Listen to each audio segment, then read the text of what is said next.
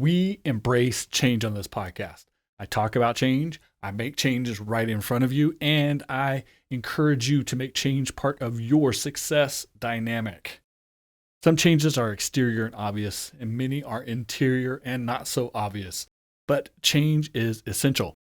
In August, I changed my hair, cut 12 inches off right here on the podcast.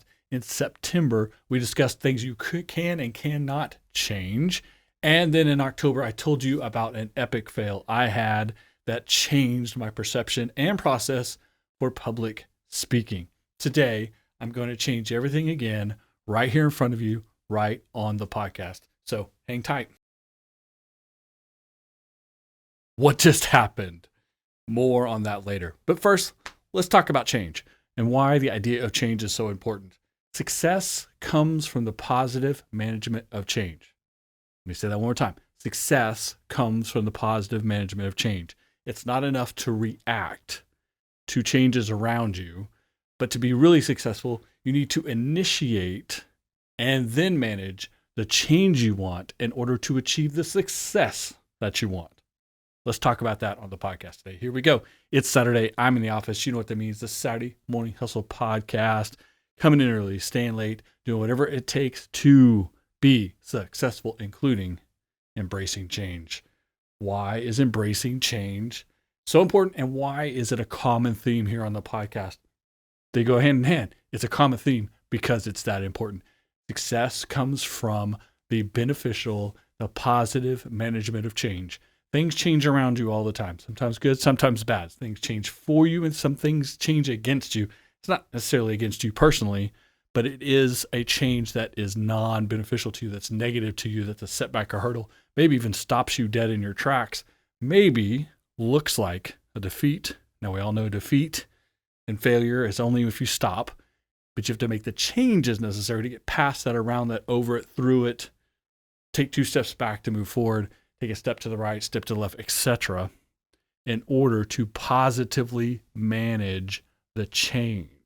That's the key, right? So we've talked about it. We've talked about external changes like haircuts. We've talked about how to comfort, challenge, and the need for change. They did that in September.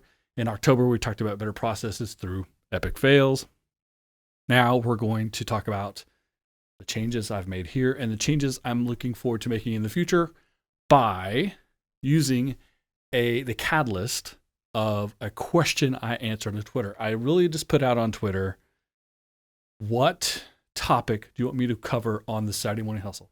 Right? You guys have probably seen, if you follow on Twitter, if you follow on Instagram, you have probably seen me put out that question. I get some responses here and there. But today we're going to talk about that. Then we'll talk about what's happening with the office and the podcast studio. That, of course, looks very different than it did just 2 minutes ago.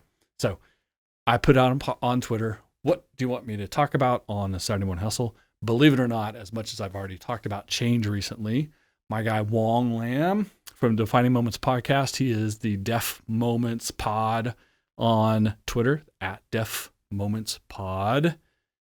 And he asked, when was the last time you challenged yourself with something outside your comfort zone? Now, not exactly, word change isn't in that question, but challenging yourself and getting outside your comfort zone are obviously aspects of change. And this is how you change for the good, how you initiate change and make change beneficial to you, is by challenging yourself, number one, and then number two, getting outside your comfort zone.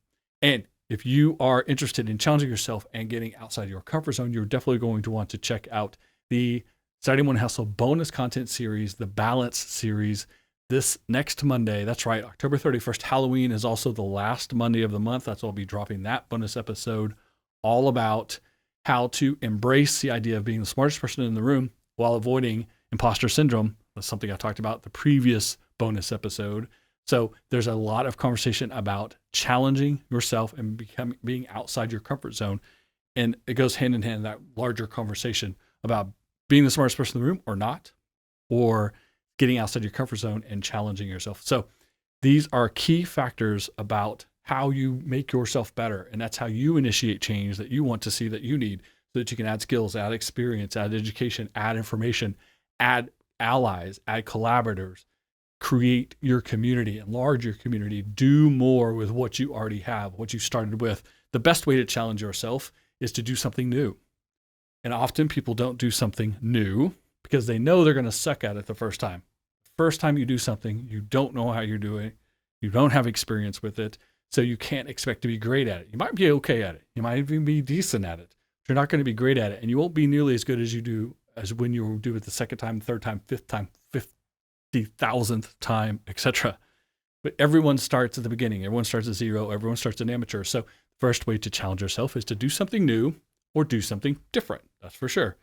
And the act of challenging yourself in and of itself will push you outside your comfort zone. Nothing great happens in the comfort zone. You've heard that many hundreds of thousands of times from me and lots of people all over the place. Getting outside your comfort zone is where the real action happens, where real things happen, where you get the opportunity to change in the way you want to because you initiate and manage that change. So Hoang asked me about challenging yourself, getting out of your comfort zone. He says three parts. What was it? What was your mindset like? And how did you feel after you challenged yourself to get outside the comfort zone? So I have three things I can think of immediately. Obviously, I've mentioned a couple times already. I went and got a major haircut, took 12 inches off my hair. I've been wearing it long for about 5 years. End of the day, it's cosmetic. It's a minor deal. It's not a big to-do to someone getting a haircut. We all get haircuts all the time, right? But it was part of my personal brand, part of my representation. I speak to you on the Saturday Morning Hustle, but I also do a video for YouTube each week, and I make promotional videos for social media. You've probably seen my picture associated with this podcast or my other things that go with my business or my self-brand. And so making a major change in my self-brand as an individual, as a public speaker, as a podcaster, as a presenter, as a consultant, as a civic and community engaged individual was a big deal.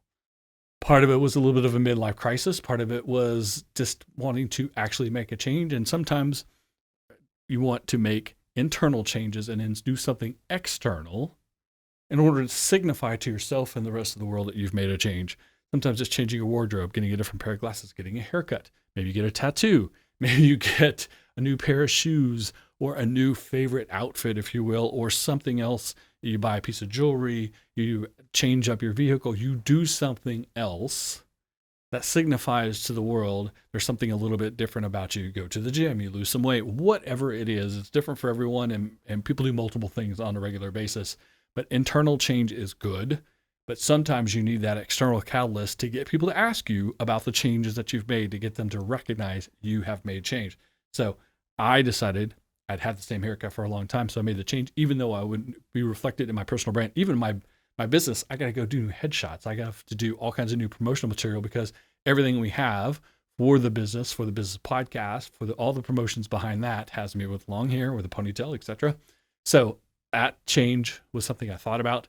I embraced it. I leaned into it. I decided that I would do something different, which would be an outward expression of the change that's coming along with what we're doing here today, changing the podcast studio, changing the office, doing some other stuff too, because of things that are happening in my professional life. So personal, professional life kind of come together. So that was my mindset. When the second question, what was your mindset like? I was embracing the idea of not only changing myself and changing my approach to what I'm doing on the business side of things, but also letting the world know that I'd made a change, that I created a catalyst within myself, and was hoping that people would ask me about it so I could have this conversation that we're having here on the podcast today. And then how did you feel after? I feel perfectly fine.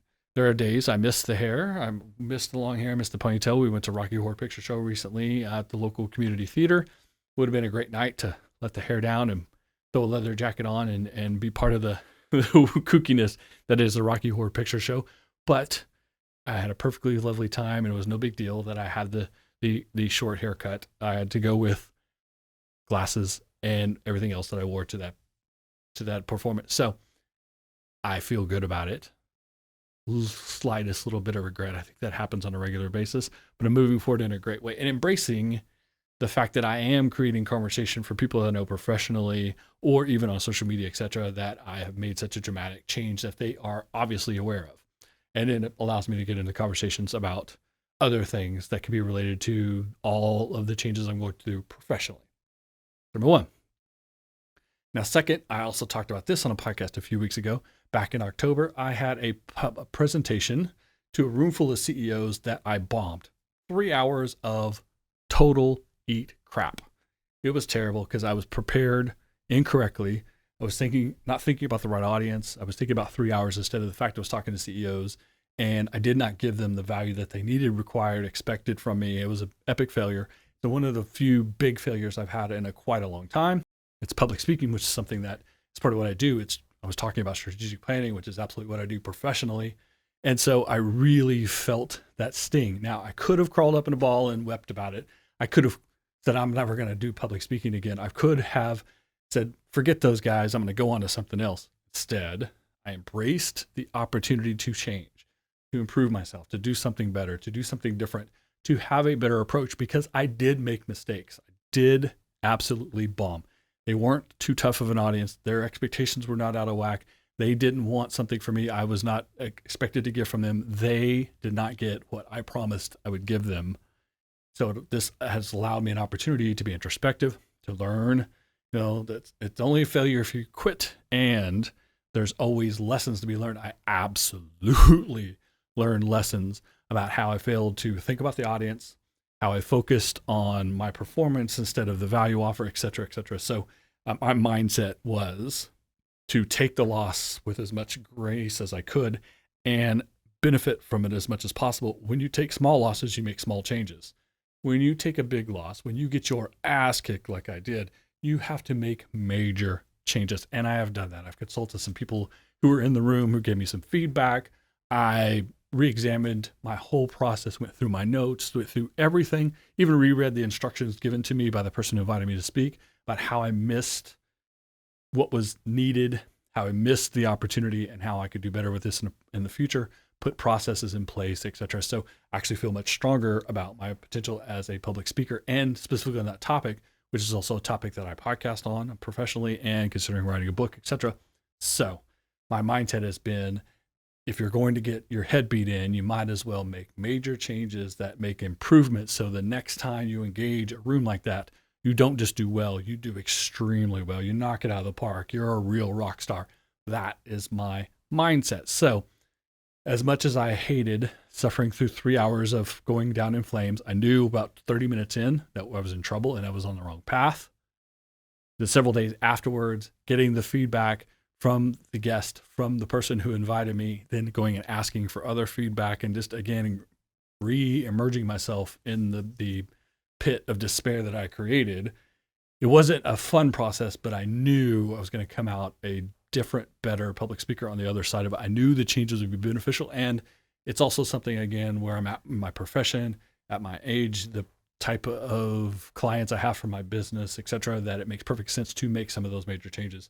That funnels right into silly things like cosmetic, like my haircut or the wardrobe that I am putting together, because I'm working with a stylist now, something I didn't do before.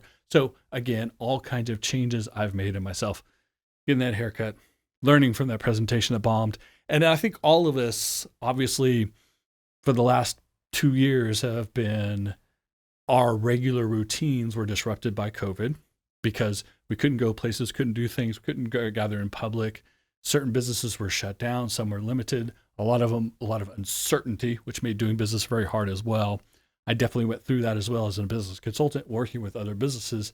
It greatly affected me, but it also affected my networking, going out, meeting people, having conversations, getting in the room with people, presenting expertise, trying to create collaboration, et cetera. I got into the habit of not having to do that because of the COVID restrictions. When we couldn't do that, then COVID restrictions were lifted. It became possible to go and meet in person, and I still was only doing it partially. I was only doing it to a point, and I was more focused on the fact that I had the right clients and everything was working in that time period, not thinking about building for the future, about how long it takes to create relationships. The sales cycle for my business is 18 to 24 months from first meeting to actual execution.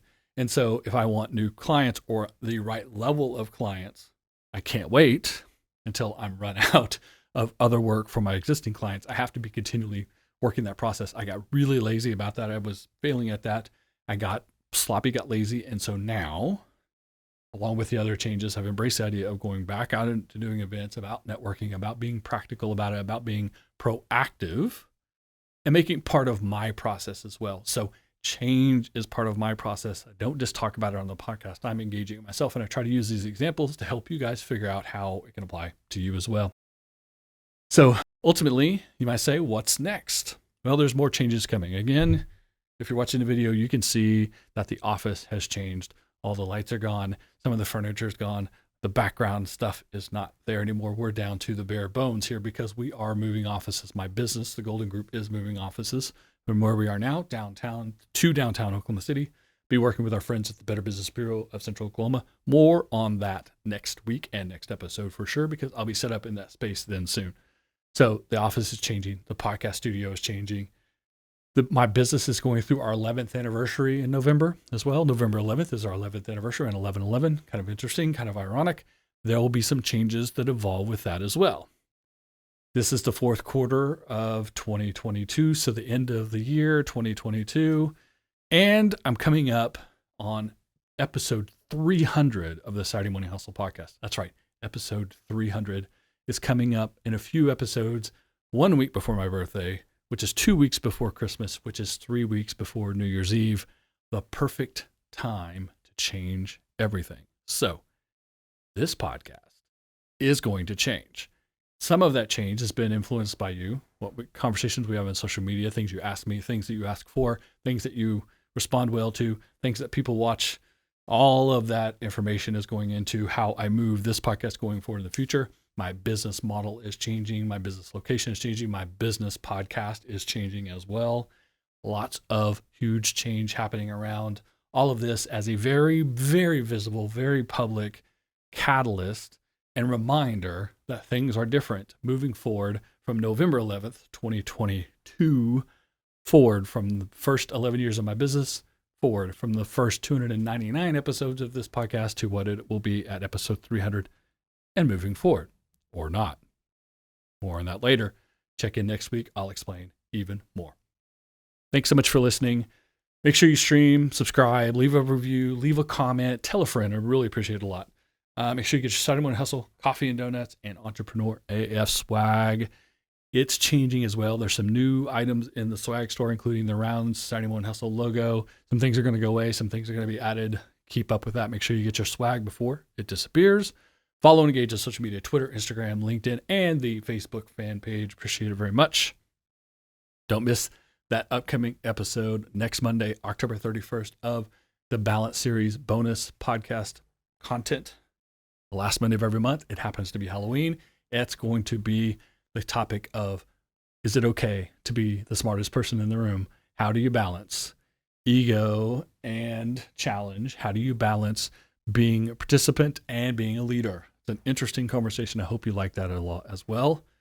All the info, all the past information, all the bonus material, all the swag, SaturdayMorningHustle.com. See you next week. Saturday Morning Hustle. Saturday Morning Hustle. Saturday Morning Hustle. Wake up and keep chasing.